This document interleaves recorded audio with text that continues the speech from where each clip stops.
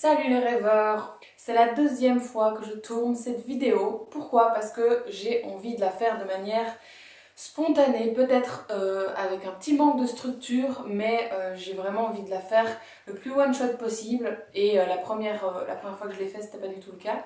C'était long, pénible et trop compliqué à monter, donc je recommence. Donc la question du jour posée par Joanne, c'est celle-ci.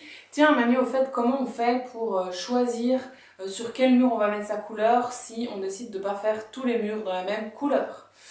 Alors, c'est vrai qu'avant, il y a quelques dizaines d'années, la tendance était de mettre la même couleur sur tous les murs. Bon, ça se fait encore, hein, je vous rassure, mais vous avez peut-être connu ces fameuses pièces où tout était jaune canari. Moi, je l'ai connu. C'était la mode à l'époque. Et la tendance aujourd'hui, et depuis quand même un petit temps, eh bien, elle est de mettre un mur de couleur ou deux maximum et de vraiment créer plutôt un élément de déco avec cette couleur que de faire un effet global. Donc, je pense que c'était dans cet état d'esprit que tu as posé ta question, Joanne. Du coup, si vous vous renseignez un peu, vous tombez sur des infos tout à fait différentes. Il y a des gens qui disent des choses opposées à ce sujet. Donc moi, ce que je vais vous partager aujourd'hui, c'est mon ressenti, mon expérience, mon positionnement par rapport à cette question. Donc déjà, mon appréciation, c'est que moi j'adore vraiment mettre un mur de couleur dans une pièce. Je trouve que c'est très chouette parce que ça crée vraiment une dynamique tout autre que quand c'est simplement uni. Et en plus de ça, ça vous permet de créer dans chaque pièce vraiment une ambiance très différente. La couleur, elle personnalise, elle donne du caractère à une pièce, bien sûr. Elle la transforme et elle redistribue les espaces. Donc c'est vrai que c'est important de bien se poser la question au moment de faire son choix. Ça dépend déjà de si vous avez besoin d'éclaircir la pièce ou pas. Si c'est une petite pièce sombre ou si c'est une grande pièce déjà très lumineuse dans laquelle vous pouvez vous amuser. Enfin, attention, on s'amuse beaucoup dans les petites pièces aussi, c'est juste que plus c'est grand, plus c'est lumineux, plus vous avez le choix dans où mettre votre couleur et plus vous allez pouvoir aller dans des couleurs foncées. Si vous avez une pièce d'une taille moyenne dans laquelle vous avez des fenêtres et que vous voulez éventuellement augmenter en luminosité, mon conseil, ça va être de mettre la couleur sur un mur qui est le mur de la fenêtre. Pourquoi? Parce que déjà c'est le premier mur que vous allez voir, il y a de grandes chances que ce soit le premier mur que vous voyez quand vous rentrez dans la pièce. Et en plus de ça, si vous mettez votre couleur foncée en face de la fenêtre, qu'est-ce qui va se passer? La couleur va absorber la luminosité qui rentre dans la pièce et ne va pas la réfléchir. Donc ça va vraiment diminuer votre niveau de lumière dans l'espace.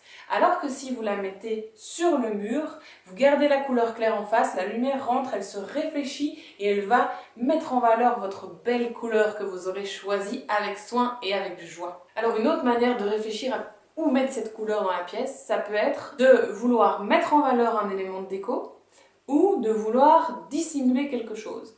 Je m'explique.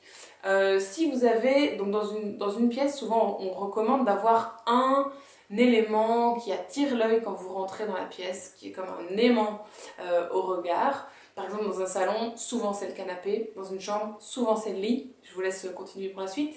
Et donc, si vous êtes vraiment fan de votre canapé, comme un canapé bleu, Michael ou Charlotte par exemple, vous pouvez décider de surligner cet élément déco en allant placer ce mur de couleur juste derrière. Dans une chambre, on va aussi souvent mettre le mur coloré derrière la tête de lit, en fonction de comment est placé le lit dans la pièce, bien sûr. Et alors, quand je parle de dissimuler, ma maman m'a montré la dernière fois chez Ikea, je trouve ça génial, un pan de mur qui était peint en noir et sur lequel on était venu poser la télé. Grand avantage, la télé disparaît. C'est souvent très disgracieux une télé dans un salon. D'ailleurs, les gens font souvent l'erreur de créer leur aménagement intérieur en fonction de la télé pour être sûr que tout le monde voit bien la télé. Alors que mon petit conseil du jour, qui n'a rien à voir avec cette vidéo, ce serait plutôt de créer votre ambiance conviviale, de créer votre espace pour vous et puis de voir comment on peut de là voir la télé si vraiment c'est important. Comme je vous ai déjà expliqué, c'est aussi au moment où vous allez vouloir repousser un mur ou au contraire le ramener. Ça va être une façon de choisir où on met sa couleur évidemment. Mais ça, je vous invite à regarder les autres vidéos qui traitaient du sujet ou les prochaines qui traiteront de la suite. Voilà Jo, j'espère que... Jo pour les intimes, j'espère que je réponds à ta question. On en parle quand tu veux, avec plus de détails. Et surtout, s'il vous plaît, gardez bien en tête que chaque intérieur est unique et que ce que je viens de vous expliquer, ça a vraiment besoin d'être nuancé en fonction de votre espace, en fonction de la lumière, en fonction de l'orientation et surtout en fonction de vous. Je vous embrasse, à demain pour une prochaine vidéo. Ciao, ciao!